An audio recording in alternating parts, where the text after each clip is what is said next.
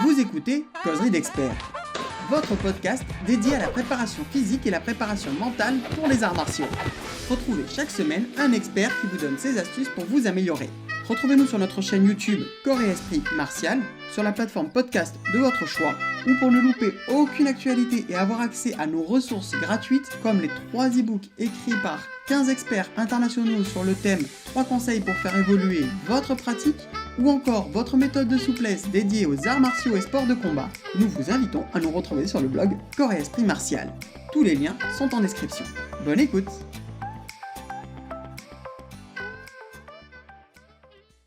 Bonjour à tous et bienvenue pour une nouvelle interview du blog Corps et Esprit Martial. Nous recevons une nouvelle fois Benjamin Colucci, donc cette fois sur le thème de la préparation mentale. Tu vas toujours bien, Benjamin ? Ça va bien et toi, Marvin ? Ça va, ça va. Bon, on le demande pour faire genre, mais vous avez bien compris qu'on enchaîne les interviews parce que Benjamin est quelqu'un de très occupé et du coup, il a quand même réussi à nous consacrer toute une après-midi, donc on en profite. Merci vraiment du temps que tu nous consacres et j'espère que ça vous sera utile.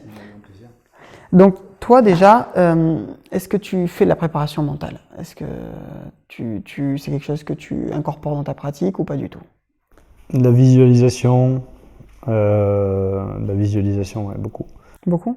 Comment tu l'utilises ? Tu peux expliquer un peu ? Comment je l'utilise, comment je le fais ? Comment tu le fais et pourquoi tu le fais ? Je le fais assis, généralement, et je suis chez moi. Je le fais souvent chez moi, ça. Soit c'est de la pratique, soit c'est de la vie, en fait. Je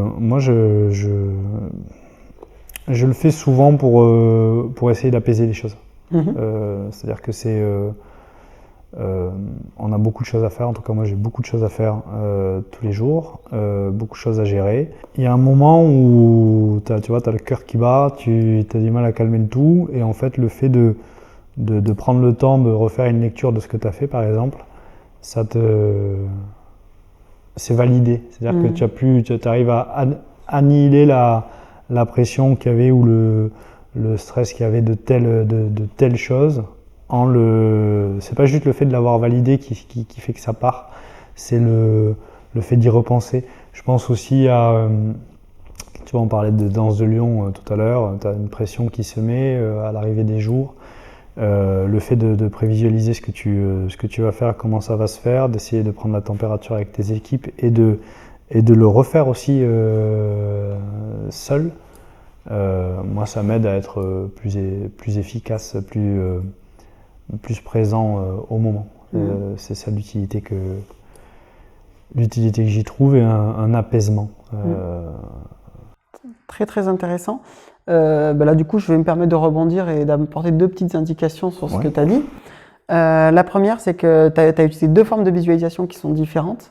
Il y en a une qui a visé d'apaisement, de détente et qui est sur quelque chose qui est passé, et tu as tout à fait raison, le fait de visualiser du point de vue de l'esprit permet d'acter la chose, comme le fait de le noter ou de rayer la tâche sur un agenda, et tu l'expliques très bien. En fait, ça va libérer des hormones d'endorphine et tu auras réussi ta tâche. Donc, ça va t'apaiser, tout à fait. Donc, voilà. Et pour la deuxième chose, tu parles de prévisualiser ce qui va se passer. C'est ce pourquoi on l'utilise le plus souvent aujourd'hui, la visualisation. Et le corps et le cerveau n'aiment pas l'inconnu. Et donc, le fait de prévisualiser, et par exemple de visualiser aussi des choses qui peuvent être dangereuses, des risques, des choses comme ça, ça fait que si ça se produit, ton corps sera moins surpris parce qu'il aura déjà des solutions qu'il aura stockées dans son imaginaire et tu seras plus apte à réagir. Et c'est pour ça, par exemple, que les pilotes de France, avant de monter dans l'avion et de faire leur parade, vont faire ce qu'on appelle jouer la musique. Ils vont se voir en train de faire tout le ballet, et c'est pour ça que c'était utilisé depuis tout temps. Et on s'est mis à l'utiliser dans l'armée après la Première Guerre mondiale parce qu'on s'est rendu compte qu'il fallait 3 charges aux soldats pour tirer vers l'adversaire. Il fallait qu'ils chargent 3 fois, donc ils survivent 3 fois avant de tirer vers les Allemands parce qu'ils avaient trop peur et ils n'arrivaient pas à se dire qu'ils allaient tuer quelqu'un. Donc on a mis de la visualisation là-dedans. C'est-à-dire qu'ils devaient charger 3 fois ? Ils devaient faire 3 charges vers... ils tiraient en l'air de peur ou ils tiraient pas. Ah ouais. Parce qu'ils n'étaient pas... Bon, alors il y avait tout ce qui s'était passé, c'était pas des soldats de métier. Oui, c'était des troupes qui étaient... Et de ce fait, ils n'arrivaient pas à tirer vers l'adversaire. Pour former la masse. Ouais. C'est intéressant parce que du coup, ils ont réussi à leur faire faire. Mais ce qui est, moi, ce que je trouve intéressant là aussi, c'est le fait de dire, en fait, c'était pas des professionnels du métier.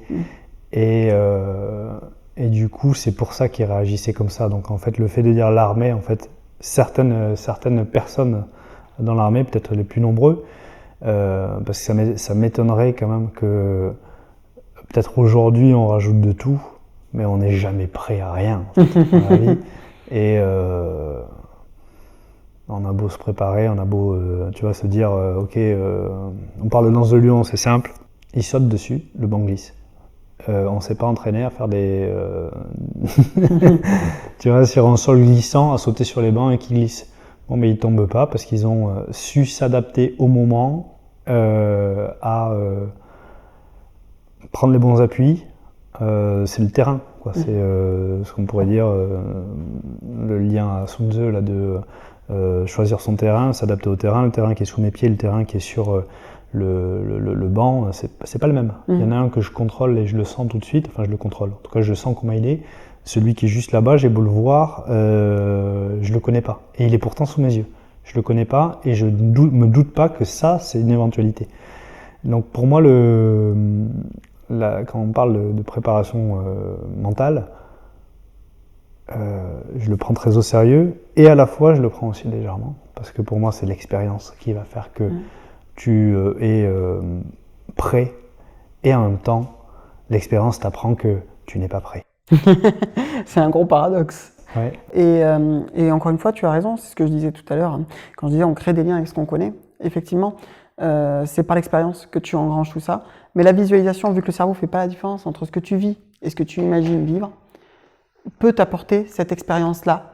Mais il faut faire avec les bonnes règles qui sont nombreuses. On vous mettra, on a fait tout un article, voilà, on ne va pas alourdir. Mais, voilà, mais tu as tout à fait raison, sans expérience, je suis d'accord avec toi. Ça... Comment tu te prépares une agression d'ailleurs? Est-ce que tu te prépares toi avec le PAC-MEI? À être agressé. À être agressé. Tous les jours, je me lève le matin. J'espère être agressé aujourd'hui. Comment on se prépare à une agression? Ça dépend quel type d'agression, comment est-ce qu'on se prépare à une agression, je sais pas si... C'est une bonne question ça. Tu n'intègres pas de réflexion autour de ça? On parle beaucoup ici. Donc ça veut pas dire qu'on s'entraîne pas et qu'on fait des... tout le monde s'assoit, on va discuter toute l'heure, non. Mais il y a des gens qui sont agressés, il y a des gens qui se sont fait agresser, il y a des gens qui ont tapé d'autres, il y a des gens, enfin voilà, il y a de tout qui vient. Et si ça m'est partagé et que la personne est d'accord, souvent j'en parle.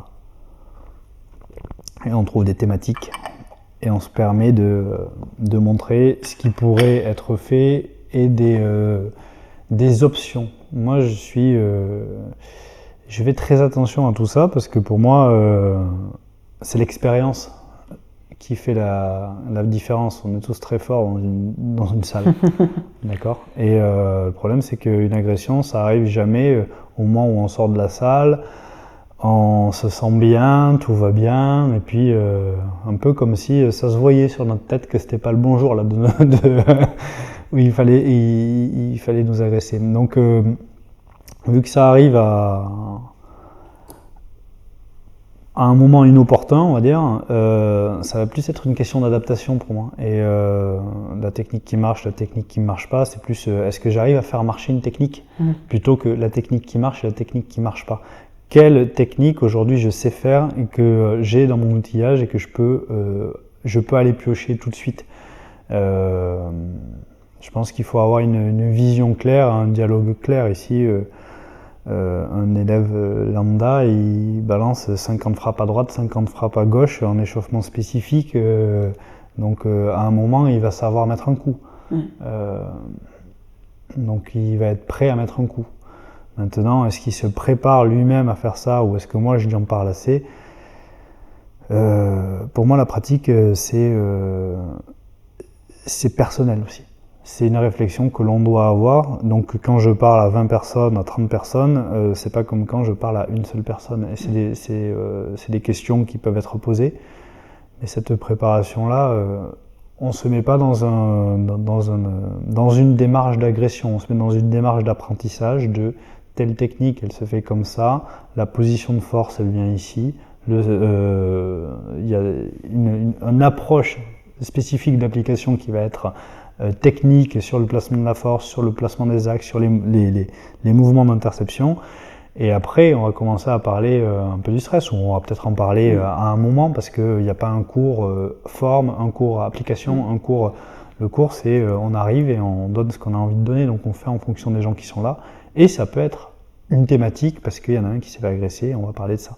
Mais le fait de ne parler que de ça, pour moi, on parle de préparation, là, à force de trop penser à quelque chose, ça va nous arriver. C'est la personne qui tient une tasse de café là, et qui traverse la salle. S'il pense qu'il va en renverser, il va la renverser.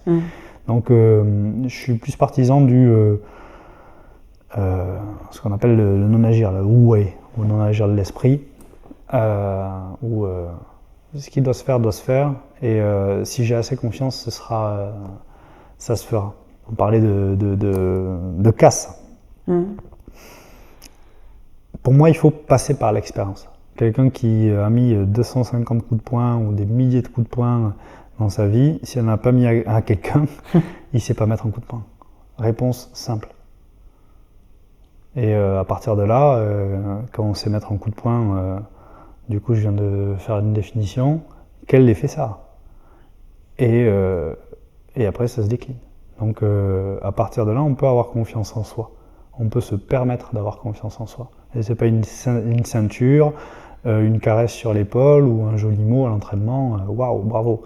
C'est quand on sait qu'on s'est placé un coup, qu'on est dans une seule situation, on sait le placer. Puis il va falloir opérer avec qui se présente. Est-ce qu'on a été assez conscient ? Est-ce qu'on a regardé ce qu'il y avait à regarder ?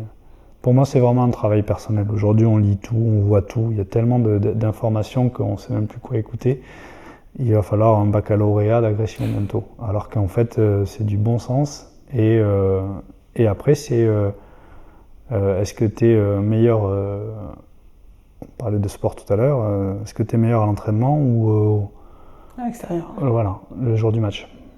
Et eux, ils ont la chance de savoir la date. Nous, on ne sait pas. Je te rejoins, il faut dédramatiser, il faut en parler. Il faut être capable d'être ouvert d'esprit, hein, c'est ce que tu disais auprès de tes élèves qui ont besoin de discuter. Merci pour ces pistes de réflexion que tu ouvres. Et ce débat, n'hésitez pas vous aussi à nous dire comment vous gérez ce stress-là, parce que je sais que c'est quelque chose, c'est une thématique qui vous tient pas mal à cœur. Donc n'hésitez vraiment pas.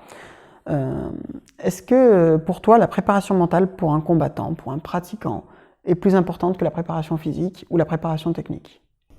Qu'est-ce que c'est un combattant ? C'est quelqu'un qui va faire des combats sur un non organisé, ou enfin. Sympa, parce qu'on parlait d'agression juste avant. Oui, ça peut être soit quelqu'un qui va faire sur un ring éventuellement, mais moi c'était plus dans l'optique quelqu'un qui se prépare à combattre sans avoir de date, quelqu'un qui pratique, qui s'entraîne. Tout se rejoint en fait. Encore une fois, c'est l'ensemble. C'est un pratiquant de combien de temps ? Tu vois, il a démarré quand ? Comment il s'entraîne ? Pourquoi il s'entraîne ? Est-ce qu'il le sait lui déjà ? Est-ce qu'il est juste venu parce que c'est le début de l'année, il s'est dit tiens c'est pas mal ici, il y a de la lumière, je vais entrer. Ouais, la salle est jolie, je trouvais ça sympa, ils ont fait une démo de danse de Lyon, en fait il n'y a pas de tapis, ça me gêne un peu mais bon, ok. Enfin tu vois, c'est où il s'est dit tiens il y a tel mec qui a agressé ma femme là et je vais m'entraîner pour aller lui casser la tête. Tu vois, c'est pas la même motivation. Celui qui s'est fait victimiser à l'école et qui veut aller mettre un coup de tête au plus fort, ou en tout cas celui qui est soi-disant le plus fort, et celui qui vient parce que les parents lui ont dit c'est bien que tu fasses des arts martiaux, comme ça tu sauras te défendre. La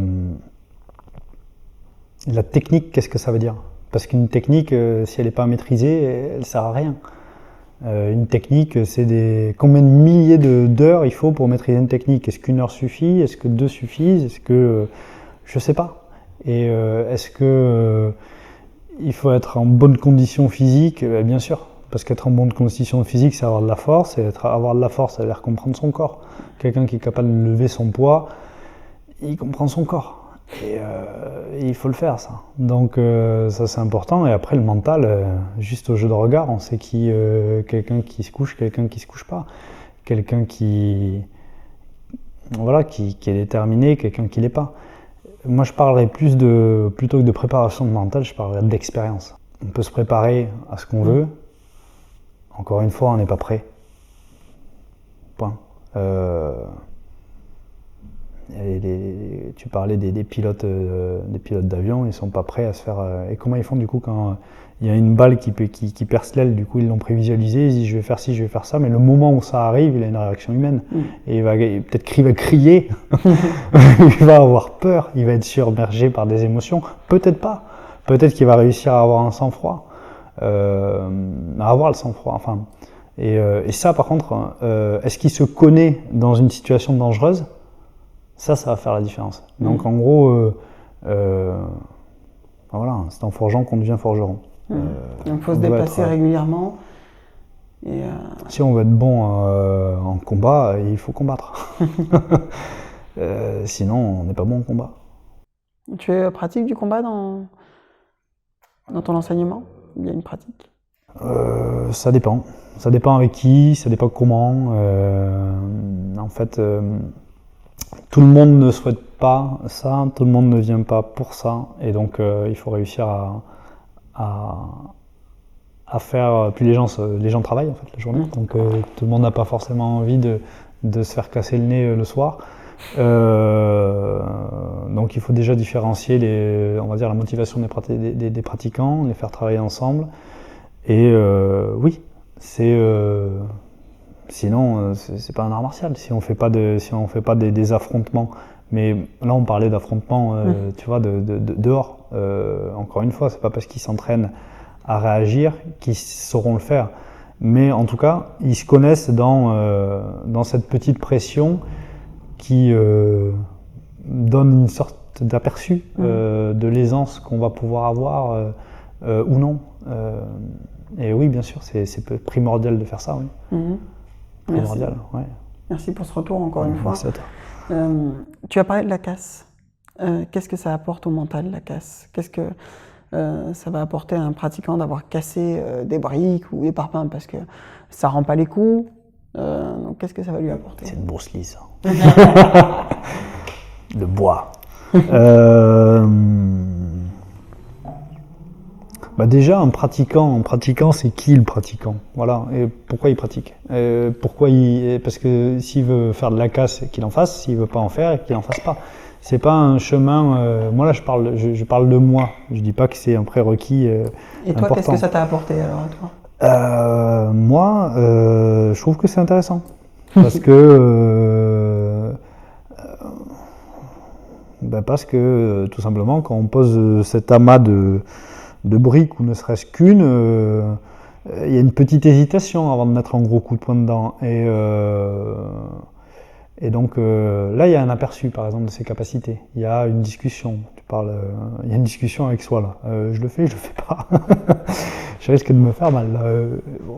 Tu vois, tu rationalises en fait. Tu es en train de te dire, est-ce que mon coup de poing est puissant ? Est-ce que je vais y arriver ? Parce que vu que l'enjeu est quand même important, si tu parles pas de briquettes, hein, je parle pas de feuilles de papier là.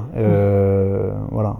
Et je parle pas de fausse casse non plus. Je me permets de dire fausse casse parce que pour moi, je différencie la casse des magiciens que l'on a l'habitude de voir sur Internet et la casse pour un pratiquant qui travaille l'endurcissement. C'est-à-dire que le mec, il achète des vraies planches de bois avec une vraie épaisseur et il les casse. Il les met pas au frigo.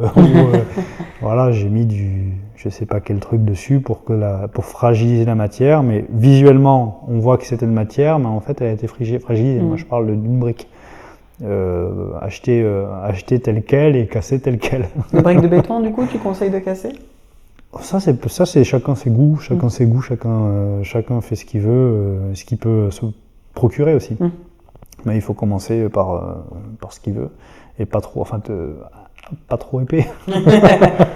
Voilà, on commence petit à petit, puis quand on commence à voir que ça passe, on peut monter. Après, de toute manière, il y aura un moment où ça ne sert à rien d'aller trop loin non plus. Pour moi, l'idée, c'est plus de confirmer quelque chose et de se dire, par exemple, sur cette frappe, tiens, est-ce que c'est solide, est-ce que ça ne l'est pas, ou sur le serrage de poing, sur le...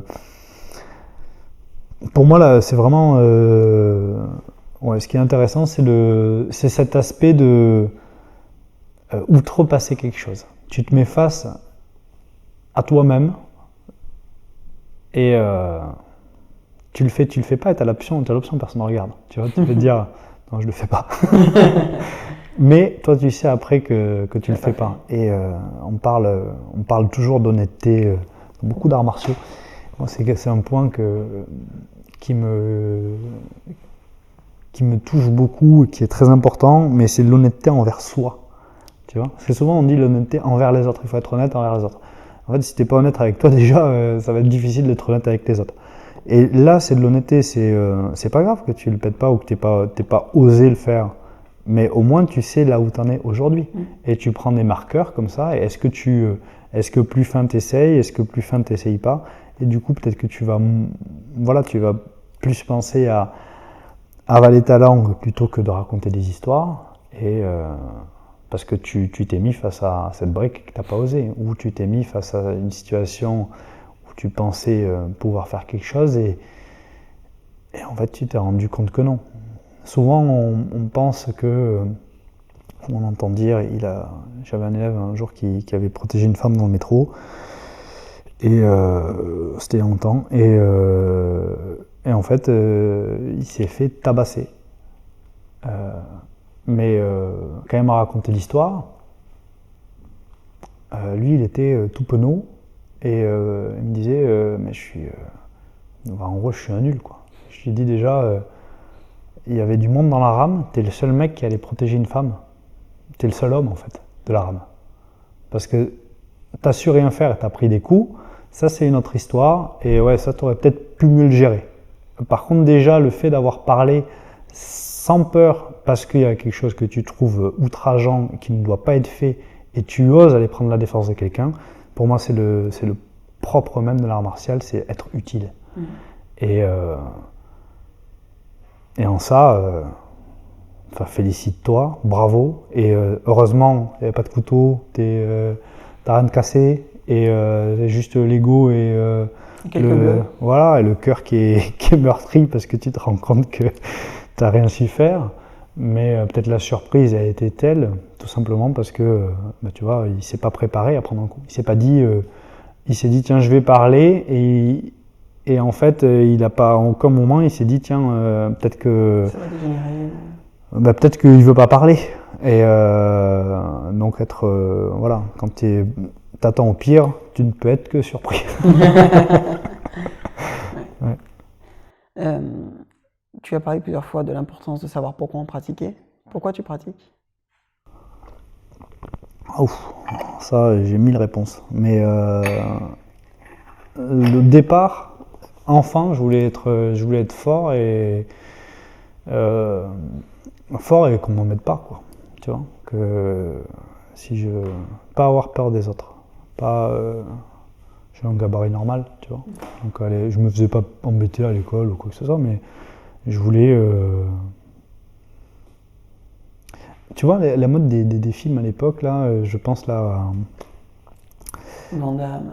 Non, parce que Van Damme c'est intéressant aussi, mais non, et encore, Van Damme il le faisait ça aussi, tu vois, c'était le mec un peu penaud qui se faisait maltraiter, et après il se faisait victimiser, et après pam, c'est lui qui devenait le leader. Non, pas les arts martiaux, il est super connu ce film, Back to the Future. Là, Retour vers le futur. Retour vers le futur.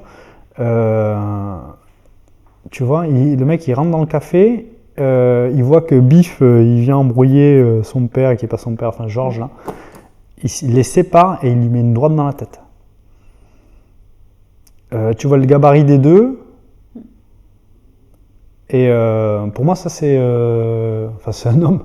Ouais, c'est un homme. Le mec, on présentait ça dans les films. Aujourd'hui, tu as Dwayne Johnson et tu te dis, bon, en fait, il faut que je passe combien d'heures à la salle pour être costaud, comme ça je suis costaud et comme ça on a peur de moi. À l'époque, les mecs ils disaient pas il faut être costaud, il faut juste avoir le courage d'agir au moment J. Moi je voulais être ça en fait, tu vois, que si j'ai envie de marcher tout droit, ben, je marche tout droit et, et personne m'arrête. Et comment tu as travaillé ce courage? L'expérience. Tu le tentes, de temps en temps ça marche, de temps en temps ça marche pas, et puis tu apprends de tes erreurs, tu apprends de tes fautes, tu connais dans l'action et tu vois ce qui pêche. Et voilà. Donc les intentions de pratique, elles ont changé. Là, aujourd'hui, je pratique parce que c'est ma vie. Moi, c'est respirer de pratiquer. Oui, d'accord. La pratiquer partout. Ouais.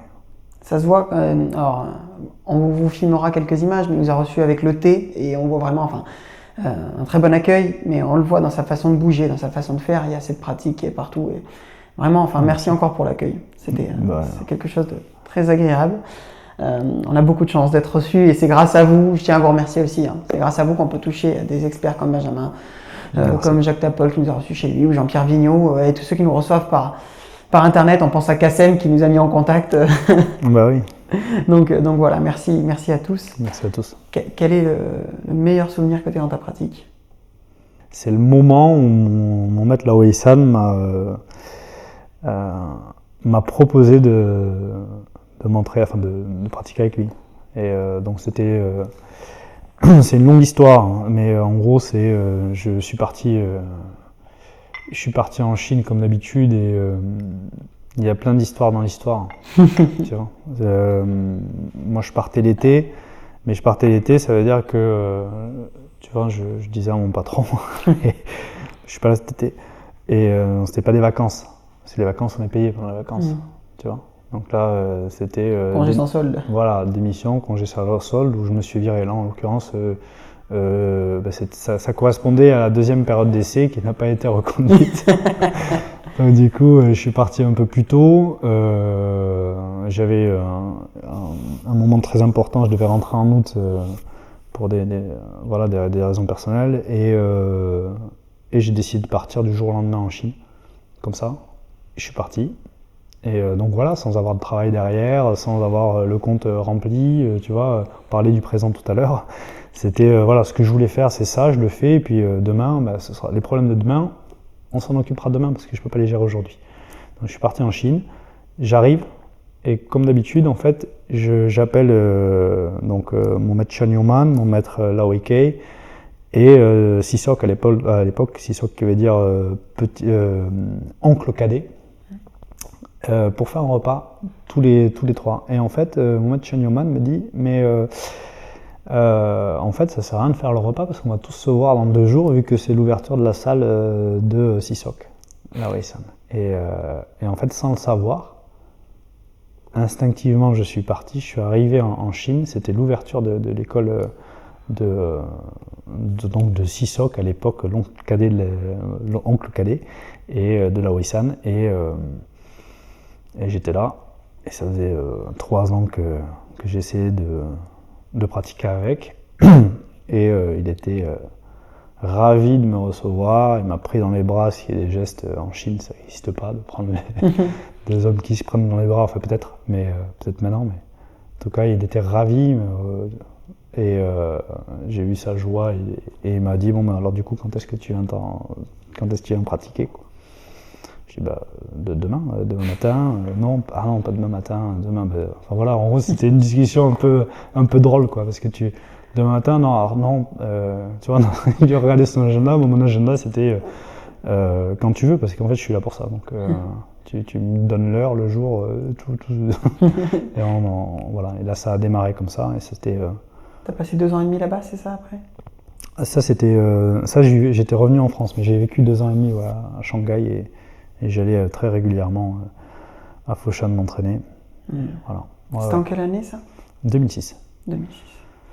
2006, ouais. Et depuis, tu y retournes tous les étés?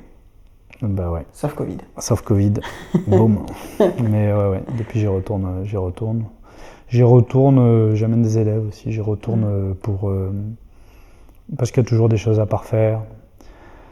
J'y retourne par amour aussi, parce que parce qu'on a des choses à se dire, tu vois. Quand on aime les gens, il n'y a pas forcément de choses à faire. Alors j'y vais, je pratique bien sûr, mais il y a aussi un rapport où tu vois, c'est agréable de voir les gens avec qui tu t'entends bien et de partager des moments avec eux. La vie passe tellement vite que j'y vais pour ça. Et puis quand tu as quelqu'un qui est sur la route depuis plus longtemps que toi, c'est intéressant de le voir vieillir, de voir comment il s'adapte, comment il adapte sa pratique, on en parlait tout à l'heure. Et de voir aussi comment toi t'évolues, quel regard il a sur toi, c'est un atout de taille que d'avoir quelqu'un de proche et de bienveillant qui a cette expertise et qui te donne des conseils.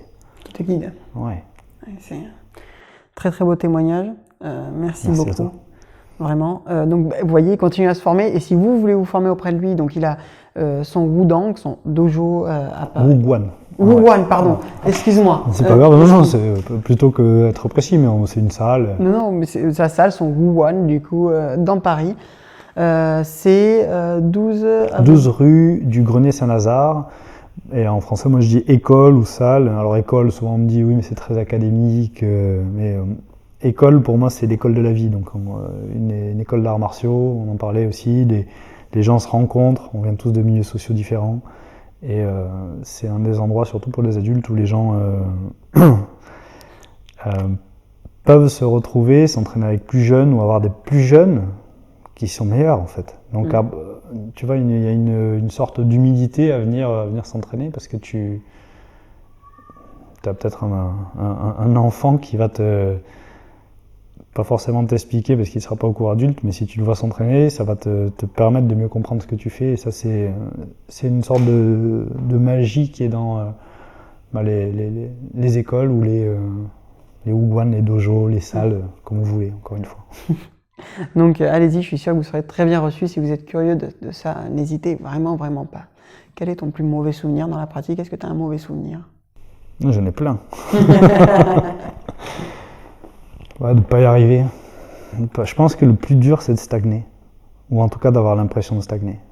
Et ça, c'est justement quand tu as cette honnêteté de te dire j'y arrive pas et tu fais tout. Voilà, tu dépenses ton argent. Moi c'était mon cas.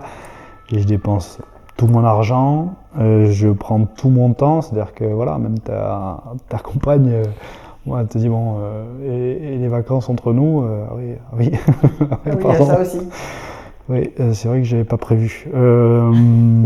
Mais c'est drôle, mais en fait ça l'est pas parce que c'est vrai. Et tu progresses pas. T'as beau t'entraîner comme tu veux, t'as pas le truc qui fait la différence. Ça, c'est des moments où tu doutes. Tu vois, où tu doutes, où tu te... Donc c'est dur, hein. Et ça dure en plus. En tout cas moi, mon cas, c'était... c'est pas 2 jours, quoi. Ça dure. Et je disais, là, c'est Jean-Jacques Machado du jiu-jitsu brésilien, là, je crois qu'il a une école à Malibu, en Californie, et il dit je suis une ceinture blanche qui n'a jamais abandonné. C'est une très belle citation. Ouais. Ouais. Merci beaucoup. Et comment tu dépasses, toi, ce blocage? Comment tu arrives à dépasser et à continuer à pratiquer malgré le fait de te sentir bloqué? Bon, aujourd'hui, je relativise. J'ai vieilli. C'est les premières... Voilà, c'est l'expérience. Les premières fois, tu bloques, tu vois. Tu es rigide. Et après... C'est encore pire. Ouais, c'est encore pire. Mais le fait de l'expérimenter, tu t'en rends compte que c'est pire. Souvent, il y a des parents qui me disent alors je vous amène mon enfant parce qu'il ne sait pas gérer ses émotions. Mais c'est un enfant. Il y a des adultes qui ne savent pas les gérer non plus. Donc, il va d'abord les découvrir, les expérimenter. Il va se rendre compte qu'il a tendance à se mettre en colère. Et de là, il va pouvoir sentir qu'il a pris ce tunnel de la colère. Et peut-être le voir venir plus tôt et se dire bon, là en fait je ne prends pas ce tunnel, je sais où il va, dans le mur. Donc c'est plutôt ça, c'est arriver à se connaître et à voir que en fait ce qu'on n'a pas réussi à faire aujourd'hui, peut-être que ça ne devait pas se faire aujourd'hui. Tu vois, une sorte de simplicité, de souffler, tu vois, comme une inspiration, une expiration. J'y arriverai demain. Tu vois. C'est excellent, merci. Merci à toi. Un pratiquant que tu aurais aimé rencontrer et que tu n'as pas pu? J'aurais bien aimé rencontrer Lao Xulong. J'aurais bien aimé rencontrer Lao Xulong, qui est le maître de mes maîtres. Parce que j'ai entendu beaucoup d'histoires et tu sais, même nous, la famille Pacmei, on n'embellit pas. On dit pas, il a mis un coup de poing, le mec a traversé 4 murs, il s'est battu pour comme 2000 personnes, il était tout seul. Voilà, ça n'existe pas, on raconte pas de conneries, mais tu vois, est-ce que ça a changé? Est-ce que c'était comme si, comment il pratiquait, tu vois, j'ai cette curiosité-là, et après sur d'autres styles, je pense que j'arrive à rencontrer des bonnes personnes. Tu vois, Kassem, c'est une belle rencontre et c'est des gens d'exception comme ça. Je suis content qu'ils puissent se traduire autant pour les gens, parce que c'est beau d'entendre des gens comme ça partager leurs connaissances. Des pratiquants à rencontrer. Je pense que il y en a tellement que j'essaie de pas m'en souvenir pour pour pas être triste. Est-ce qu'il y a une question que tu aurais voulu que je te pose et que je t'ai pas posée? Non, je pense qu'on a dit voilà, l'expérience. En gros, pour moi, le plus important, c'est l'expérience. C'est ce qui manque beaucoup, je pense. Et c'est pour ça qu'il y a des techniques qui ne marchent pas, en fait. C'est parce que je pense pas qu'il y ait une technique qui marche. Je pense qu'il y a une technique, il y a quelqu'un qui sait la faire marcher. Et est-ce qu'on arrive à la faire marcher? Parce que le folklore, c'est du folklore. Le kung-fu, c'est maîtriser. C'est ça que ça veut dire. Peut-être la question que j'aurais aimé que tu me poses, c'est peut-être de redéfinir ce qu'est le kung-fu. Encore, je vois sur des commentaires de temps en temps, ça c'est un style ça c'est du kung-fu, mais en fait ça veut rien dire. Il y a 350 écoles de kung-fu recensées, enfin style pardon, pas d'école, style recensé, et le Pacmei est un parmi tous ces styles. Donc Wushu ou kung-fu, le terme ancien, c'est Wushu, arts martiaux, mais qui aujourd'hui représente depuis les années 1958, des arts martiaux mis en place par la République populaire de Chine. Et en anglais, on dirait du screen fight, donc des combats, ce que vous voyez au cinéma. Et nous, on ne fait pas ça. Donc c'est pour ça que j'ai choisi le terme de kung-fu, toujours pour définir la pratique, tout simplement parce qu'on mes maîtres ne parlent que de kung-fu, même s'ils mettent le caractère, par exemple, qui est présent ici, qui est présent sur l'autel aussi, hein, la voie d'étudier la technique militaire. Donc voilà, on fait du Pacmei et c'est un style de kung-fu. Et du coup, qu'est-ce que le kung-fu réellement prend le temps un peu de le redéfinir? T'as du monde qui te regarde. Ah ouais. Le kung-fu, ça veut dire maîtriser. Donc c'est une technique que l'on maîtrise. Donc ça met l'objectif. Ça met l'objectif dans la pratique. Alors maîtriser, si on le traduit littéralement, moi je ne suis pas sinologue et encore moins historien ou analyste de caractère chinois. Donc il y a des gens qui l'analyseront beaucoup mieux, mais juste littéralement, ça veut dire pratiquer, savoir-faire. Pas pratiquer, savoir-faire. C'est utilisé dans le langage oral courant comme savoir-faire. Donc on sait faire quelque chose. Mais ça sous-entend de la maîtrise et de l'excellence. Pas dire, ok, je sais fermer la porte à clé. Oui. On parle pas de ça, ou en tout cas pas dans enfin, pas à ce niveau-là, quoi. Donc Kung Fu, ça veut dire ça. À Shanghai, moi j'ai vécu à Shanghai, personne n'utilise le terme de Kung Fu. Donc ça appartient vraiment, je pense, à la culture cantonaise de dire Kung Fu et d'appeler Kung Fu les arts martiaux chinois.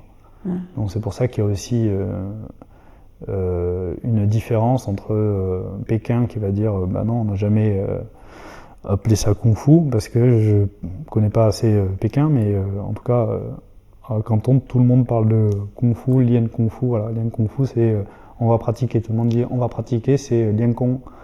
On ne dit pas on va faire Romain Wushu, personne ne dit ça. Ça n'existe pas. Et voilà. Donc le Kung Fu, c'est une pratique. On pratique un style de Kung Fu. Donc ici, c'est le Pak Mei. Et le but, c'est d'être bon. C'est pas juste ça fait 20 ans que j'en fais et je suis ceinture bleue. T'es bon ou t'es pas bon? Tu vas le Kung Fu ou tu vas pas le Kung Fu? Neo dans Matrix, il dit I know Kung Fu. Je sais le Kung Fu. C'est étrange, en plus parce que Yuan Wuping est cantonné. On dit yo Kung Fu, c'est j'ai le Kung Fu. Donc on a ou on n'a pas. T'as le Kung Fu de cette technique ou tu l'as pas. Et en tout cas, mes maîtres ils parlent comme ça. Ah, ça, t'as le Kung Fu là. Voilà. Donc encore une fois, c'est culturel. L'important c'est d'y arriver. Et bien sûr, mais c'est intéressant de le définir parce que c'est des termes qu'on n'a pas forcément l'habitude d'employer, surtout pour des néophytes et des personnes qui arrivent. Donc, savoir ce que ça veut dire, s'y retrouver plus facilement aussi. Pour des personnes qui débutent, se dire que on a pu, en fait, ce Kung Fu ne nous correspondait pas et peut-être que celui d'à côté pourrait nous convenir. Exactement. Ah oui, ça il y a des choses. Moi souvent on me dit, quand il y a des journalistes chinois qui viennent ici, ils me disent du coup pourquoi vous aimez autant la culture chinoise? Je dis non, j'aime pas la culture chinoise, j'aime le Kung Fu. Et du Kung Fu, on parlait de l'arbre. Pour moi la culture chinoise ça va avec. Si je comprends pas la culture chinoise, comment je vais pouvoir comprendre ce que me raconte mon maître? Parce qu'il n'a pas mes références, c'est pas un occidental, et c'est pas un occidental de mon âge en plus. Donc sa manière de parler, c'est sa manière de parler d'un mec né pendant la révolution culturelle. Son père regardait son Kung Fu, il n'est pas parti à Taïwan où, comme tout le monde le raconte, les styles de Kung Fu sont préservés, tous les maîtres sont partis à Taïwan. Tout le monde a sauvé sa vie d'abord. Et après, ils ont raconté l'histoire qu'ils voulaient.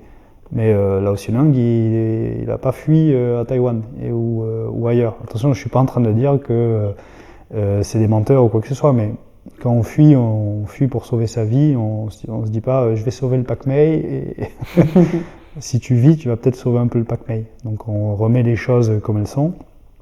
Et donc c'est un maître qui est né pendant la révolution culturelle, qui n'avait pas la télé. Et donc à quoi il fait référence quand il parle d'une manière? Pas évident. Ça s'apprend. Et il faut comprendre le contexte, il faut passer du temps avec, il faut poser des questions, il faut oser parler du conseil à des débutants. Il n'y a pas de questions bêtes. Et quand on ne veut pas répondre, on ne répond pas. Par contre, si on n'ose pas poser une question, c'est ça qui est dommage. Parce que on n'aura peut-être pas la réponse qui aurait pu nous faire exactement. Avancer. Il faut oser. Les arts martiaux, c'est oser. C'est avoir l'audace c'est décider de vivre la vie comme on a envie de la vivre. Et c'est pour ça qu'il y a beaucoup de gens qui lient ça au développement personnel et qui parlent de tous ces sous-parties qu'on scinde aujourd'hui et qu'on dit tiens on va faire ça, un peu ci. Oser, c'est pas parce qu'on va regarder une vidéo de motivation sur YouTube qu'on va oser aller demander à cette fille son numéro de téléphone. Voilà. Par contre, celui qui sait se lever et faire ça, il sait quel stress il a dans le ventre, il sait ce que ça coûte. Voilà. Est-ce que toi, de ton côté, il y a une question que tu aurais voulu me poser sur la préparation mentale? Je trouve que c'était très précis ce que tu disais tout à l'heure. Ça m'intéresserait que tu le développes un peu plus sur les deux différences de visualisation. Quand on a démarré l'interview, tu parlais tu as donné deux précisions et du coup tu en combien tu en décris, combien tu en vois de visualisations différentes et surtout lesquelles tu pratiques toi? Alors la visualisation c'est une technique et comme toutes les techniques on peut l'adapter chacun à son besoin, donc on peut la décliner en de nombreuses familles. Moi, j'en utilise 4 types. Donc, la première, c'est la visualisation pour gérer les émotions. Donc, apprendre à gérer un stress, apprendre à gérer. Donc, c'était ce que tu disais avec visualiser une épreuve avant qu'elle arrive. La deuxième, c'est la visualisation, donc comme tu le disais, pour justement accepter les choses. Alors, moi, j'appelle ça accepter. J'ai accepté, j'ai réussi à faire mon travail de la journée. Je l'ancre. Et ça, c'est une acceptation. C'est fait, je passe à autre chose. Et il y en a 2 autres donc, que j'utilise essentiellement. Il y en a une, c'est une visualisation de repos, de bien-être, qui permet de déstresser, donc qui peut aller dans le même sens que accepter, mais qui peut permettre aussi de s'aérer des personnes, par exemple, qui sont en train de vivre un traumatisme, sur lequel ils ne peuvent pas agir et qui ont besoin de s'aérer. Ils peuvent faire de la visualisation de vacances avec, je sais pas, à la montagne, à la plage, un moment qu'ils ont passé en famille. Voilà, il n'y a qu'à fermer les yeux, essayez, couper la vidéo 2 secondes, fermez les yeux et imaginez-vous à la plage. Vous allez voir que dessus vous allez vous détendre, vous allez avoir donc voilà, ça c'est la 3e type de visualisation. Et le 4e type, c'est la visualisation pour s'améliorer. Par exemple sur un détail technique, sur un mouvement sur lequel on n'arrive pas à progresser, sur un blocage psychologique. Et alors celle-là, je l'utilise beaucoup plus que les autres parce qu'elle a l'avantage de permettre de progresser sans pour autant se blesser. Il faut savoir que, par exemple, il y a une étude qui a été faite, alors je ne veux pas dire de bêtises sur les chiffres, mais pour le gain musculaire, si on se visualise en train de faire un exercice physique, on peut gagner jusqu'à 13% de masse musculaire sans faire d'exercice. Alors qu'en faisant, on peut gagner 30%. Voilà, avec l'exercice. Ça fait 43. Si on fait les 2 ensemble, si ça cumule, ça fait 43. Mais on augmente. Alors, les études n'ont pas été faites sur l'augmentation des 2, mais bien sûr, c'est la connexion neuromusculaire. Être concentré sur le muscle qu'on travaille et pas écouter la musique dans les oreilles pendant ce temps. Alors là, ouais. Ça a des avantages. La musique permet de se dépasser aussi. Donc, voilà, c'est le pour, le contre. Ouais, jouer avec les 2 en fait. C'est ça. Et ça a aussi l'avantage de pouvoir être fait quand on est blessé. Quand on est blessé, on peut quand même faire de la visualisation et on garde ses réflexes, on garde ses habitudes et on progresse à une certaine échelle. Par exemple, des joueurs de basket ont été faits, il y a eu un test donc avec les joueurs de basket et c'est, je crois, donc à mettre un panier, c'était un mouvement précis et sur un mois, et les progrès ont été faits de 20% à ceux qui s'entraînaient et 19% à ceux qui se visualisaient s'entraîner. Donc c'est dire la hauteur d'importance de la visualisation. Ça a énormément d'effets. Bien sûr, sur le long terme, ça n'aura pas les mêmes effets, mais sur le cas d'une blessure, ça permet de jouer énormément dessus.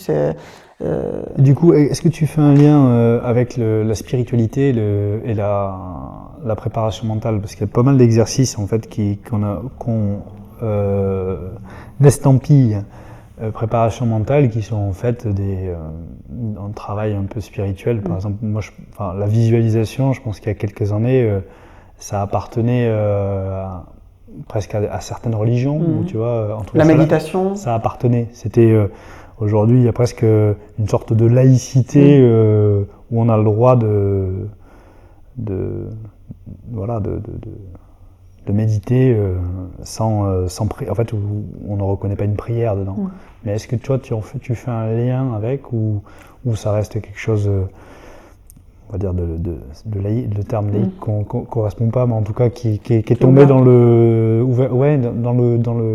c'est devenu à tout le monde. Ouais, c'est dans le domaine commun. Voilà, c'est dans le domaine commun, exactement. Comme diraient les avocats. Pour moi, c'est alors je vais pas me faire que des amis en disant ça, mais c'est plutôt l'inverse. Les religions, la spiritualité a utilisé des outils qu'ils avaient compris qui fonctionnaient. Et ces outils-là, ce sont les mêmes qu'on utilise nous en préparation mentale. C'est-à-dire qu'ils ont très vite compris que la prière permettait d'assurer la confiance en soi, de gérer ses émotions. Ils ont compris que la visualisation, parce que c'est quelque chose qu'on fait faire, par exemple avec les paraboles, ça utilise énormément la visualisation, permettait de ressentir des émotions, d'apprendre à les communiquer. Les routines, les habitudes, c'est quelque chose qu'on comprend énormément. Je ne sais pas si tu as déjà fait des expériences en monastère ou des choses comme ça, mais lorsqu'on va dans des temples zen ou des choses comme ça, il y a toute la routine, l'habitude. Et ça, on sait que ça joue sur la motivation. Donc, ce sont les mêmes outils qui ont été utilisés d'une façon différente pour d'autres buts, peut-être, la spiritualité. Et chacun a la spiritualité qui lui appartient, la religion qui lui appartient. Mais pour moi, c'est les mêmes outils. Tout comme aujourd'hui, on peut utiliser les mêmes outils dans différents arts martiaux et on y met ce qu'on veut après derrière. Un coup de poing, ça reste un coup de poing. Après, on va mettre des spécificités par-dessus. La spécificité du Pak-Mei, du Jiu-Jitsu, du Karaté, de ce que vous voulez. Mais ça reste le même outil à la base. Les bras, on va l'étendre pour aller frapper une personne en face. Dessus, bien sûr que chaque chose a son importance et que ce n'est pas identique. Les religions ont leur identité et ont leur raison d'être. Mais il y a pour moi, ils avaient compris, c'est tout. Je ne sais pas si je suis clair, mais ils avaient compris l'intérêt de l'outil. Ouais. Après, est-ce que du coup, historiquement, est-ce que c'est une appropriation, effectivement, comme tu l'as dit, ou pas? Moi, je dis pareil, je peux pas te dire. En tout cas, on est d'accord que ça enfin voilà, c'est la même chose. Le développement personnel aujourd'hui est très très proche de la religion. Voilà. Et je me permets juste, je termine sur la visualisation parce que c'est important. Il y a quand même des choses auxquelles il faut faire attention. Lorsque vous visualisez, il faut rattacher à des éléments que vous connaissez.